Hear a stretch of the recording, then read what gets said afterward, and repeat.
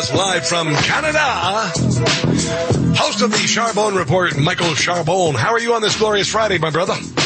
Rob Carson, you made me laugh out loud. I almost had to change my shorts when you said Rachel Madcow. Rachel Madcow. My God, that woman. What an insufferable, terrible person. You know, she's very book smart, but she's not very intelligent. Have you ever noticed that about her? She likes to occasionally whip out syllables, 3 or 4 syllable words, but everything she says is nonsensical.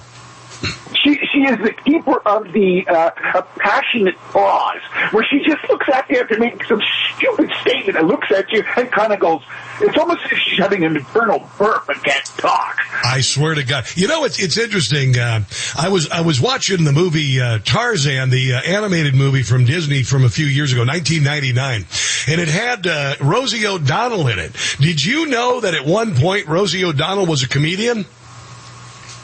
I've seen her podcast every so often. It surfaces.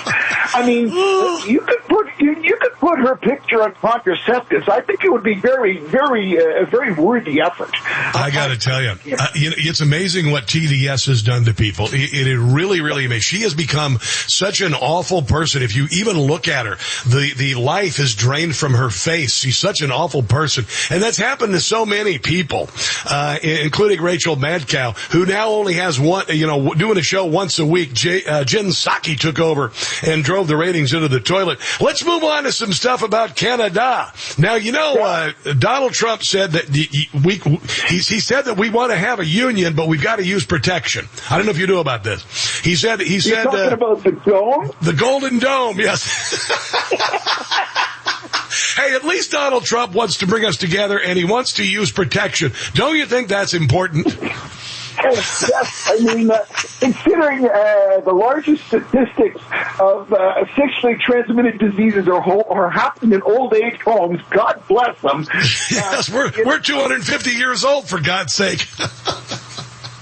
So here's the little scary part of this, right? What? So, this is like, first of all, we're arming the space. Supposedly it's going to cost you guys like $542 billion. It's going to take 2 decades to do this. And by the time this happens, wouldn't we be in a completely different circumstance? What the hell news? What are you watching Canadian broadcasting again? Where the hell are you getting your information? You have no idea what you're talking about. Here's the deal. They've already got it in Israel. They're going to do it in the United States, and Donald Trump said he's going to do it by the time he leaves office, and he has a habit of doing things when he says he's going to do them. I don't know where you're getting your figures, brother. So Iron Dome is a soil or a terrestrial-based interception system. Yeah. The Golden Dome is supposed to be both space and terrestrial. Yeah. And the whole point is he's got to launch like 1,000 satellites. The Iron Dome that happens in Israel is based in Israel and intercepts missiles that are already in flight. I don't know if you knew this. We had this guy. We got this guy named Elon Musk who launches rockets every week and lands them safely back on the earth. You might want to investigate that too. No, listen. I get that. I get that. I have great respect for Elon Musk, by the way. Yeah. I think he is the world's newest Einstein. I think he's actually an alien, and we haven't figured that out yet. Well, I'll take it.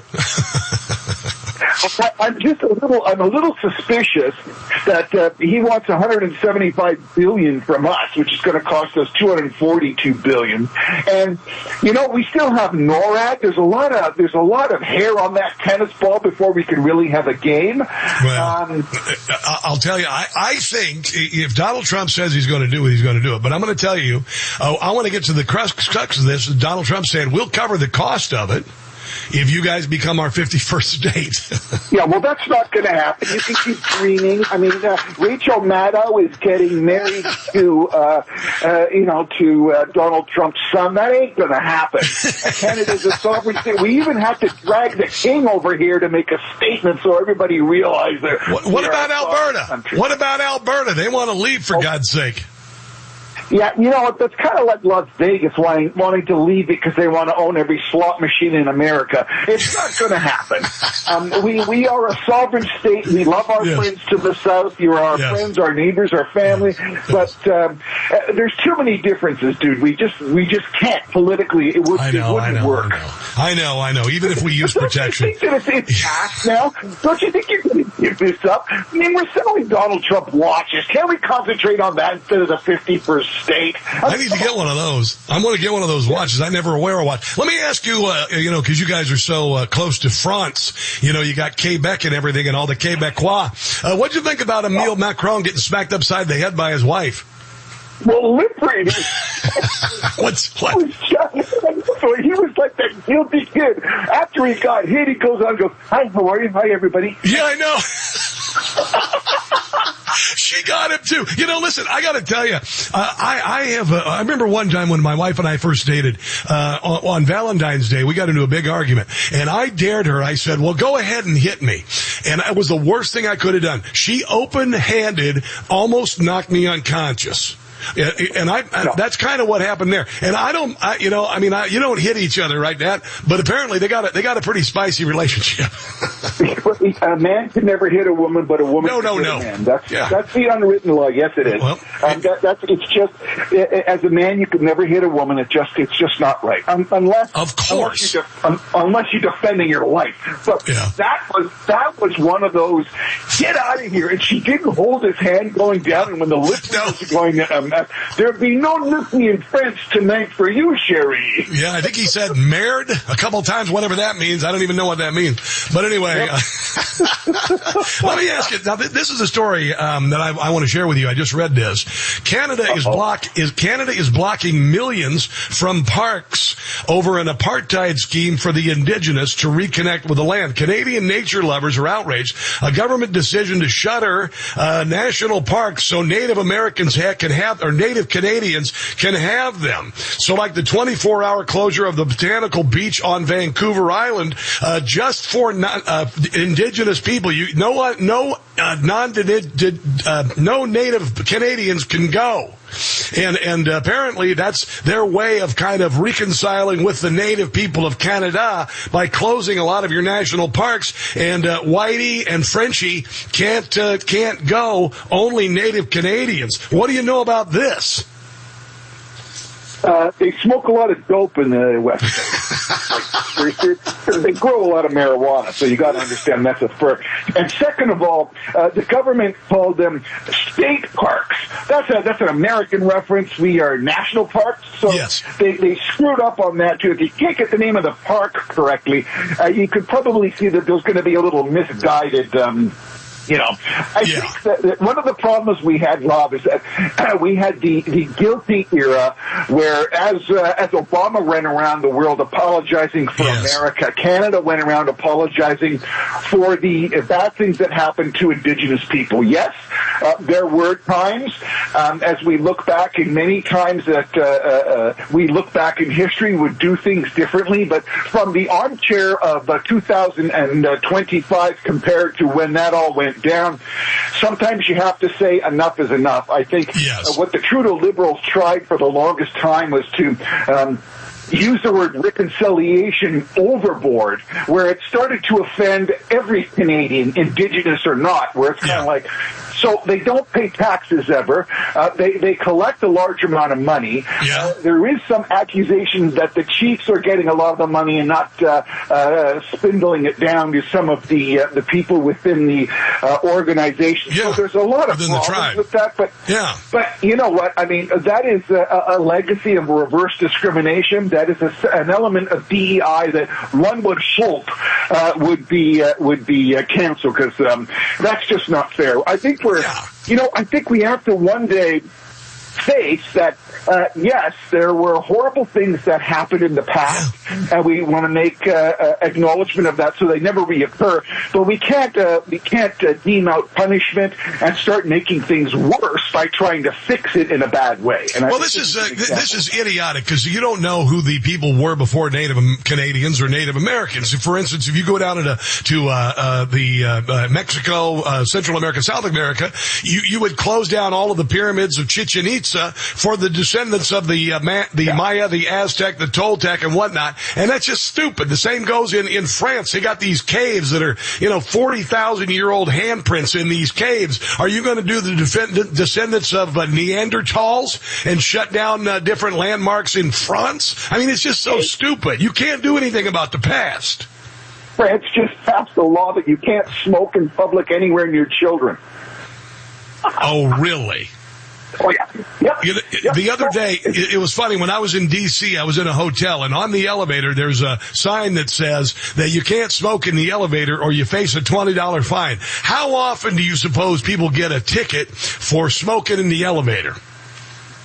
Yeah, and I wouldn't want to be the person to point that out to some big guy who used to play on the Chicago Bears lighting up a butt in the elevator. But, exactly. I mean, we just got to respect everybody else's courtesy. Obviously, I mean, I'm old enough, scary enough to remember when they used to have smoking on the plane, and there was a smoking section. I know. It didn't drift to the front of the plane. But I know. We're the last generation to have been in bars when everybody smoked.